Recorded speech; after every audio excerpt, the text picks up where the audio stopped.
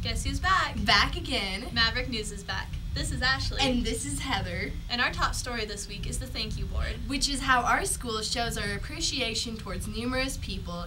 Just Jack has a story. So what inspired you to do the appreciation board? Well, it's kind of a common theme that that's being worked on pretty much all around the country right now, and it has to do with encouragement, empowerment, appreciation, rather than having people put down other kids. We're teaching them how to put up. If people feel like they're being put up or encouraged or empowered, then they're more likely to succeed. So that's what, this just came to me kind of as a inspiration, and so we just implemented it right away. I think it's a great idea. Oh, good. What do you think of some of the comments that have been left on the appreciation board? The comments are amazing. They're all really unique, and if we just look at one, for example, we can see this one. It says, this is from a teacher. So we have teachers who are appreciating students, who are appreciating other faculty, and then we have students who are appreciating students.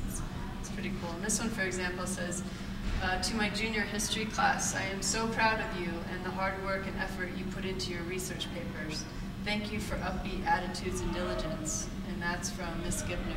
So that's a very positive, powerful statement. And if you read that, you feel good. Thank you. You're welcome.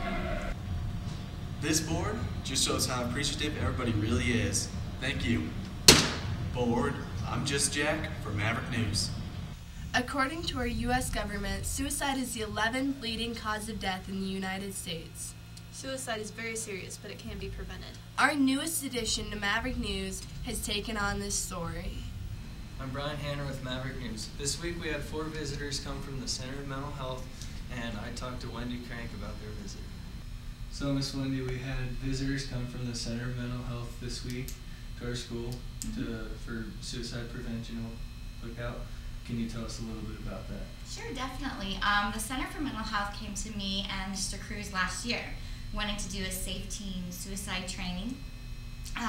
This year was the first year that we had actual time to get them in. They needed 3 whole days.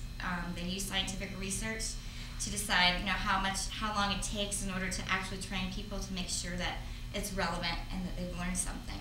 So we took 3 days during their English classes, and the kids learned about suicide prevention, how to talk to someone if a friend or someone is feeling suicidal. Also, what not to say if someone comes to you and they're feeling suicidal. So it seemed like it was very effective from the evaluations. All of the students said that they would recommend the training to other teams. They rated it a 4 or 5 out of 1 to 5. So I feel like the students enjoyed it. I've heard them talk about it in the halls and in classes, and it seems like it was effective. We've also had 3 suicides in the area this last year alone. And as far as the counseling department goes, I often deal with students that come in that are feeling suicidal or depressed at times, and so we need to talk with them. So I know it's something that the kids can help me with if they can go to their friends for help as well. If you need more information on suicide awareness, please get a hold of Wendy Crank. She's got all the information you need. For Maverick News, this is Brian Hanner. On a lighter note, Don't you just love creative people? well, now that you bring it up. Wow, aren't you an artist?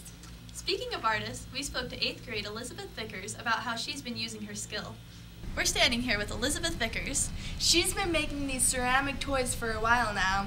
We're about to find out more about them. What inspired you to make these? Well, I was making a coil pot in Mr. Quinn's, and it kind of broke overnight, so then I just made one in my free time, and Mr. Quinn liked it, so I made a bunch more. Which one of these would be your favorite? I like them all, but I have to say I like the green rhinoceros. Do you think that you're going to have a future in this? I'm not sure if I will, but I hope so. Thank you for watching this interview. Have a nice day. There has been a lot of Maverick action this week.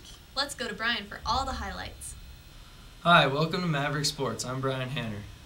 This last Saturday, the middle school boys defeated the Ridgeway Demons 35-17 and lost to the Mancus Blue Jays 12-48. Moving on to high school hoops. The girls and boys took on Mancus last Friday night. The Mancus girls had a strong defense as was giving the Lady Mavs a hard time of running the score up. The ladies came out after the half and put the offense in gear and came out with a victory. The boys' game was a back-and-forth battle.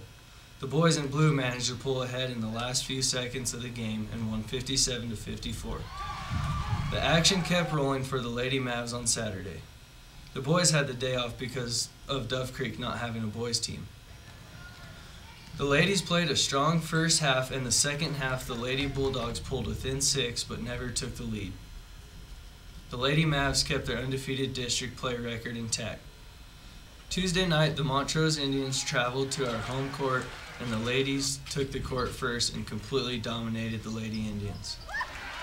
The boys played tough, but ended up losing to the Indians.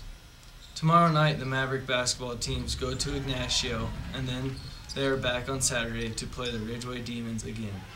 The high school wrestling team traveled to Vernal, Utah for the Unitah tournaments. It was one of the toughest tournaments of the year. Brent Harris placed 5th and Jaron Ragsdale placed 7th. The wrestlers traveled tonight to Moab for a duel, and then it is on to Salida for a 2-day tournament on Friday. Best of luck, guys, and safe travels. It looks like that is going to do it for Maverick Sports. Join us next week for all the Maverick action. Now let's go back to Heather and Ashley for our final story. The Mini Mavs made their debut this last week at the Mancus game and also at the Montrose JV game.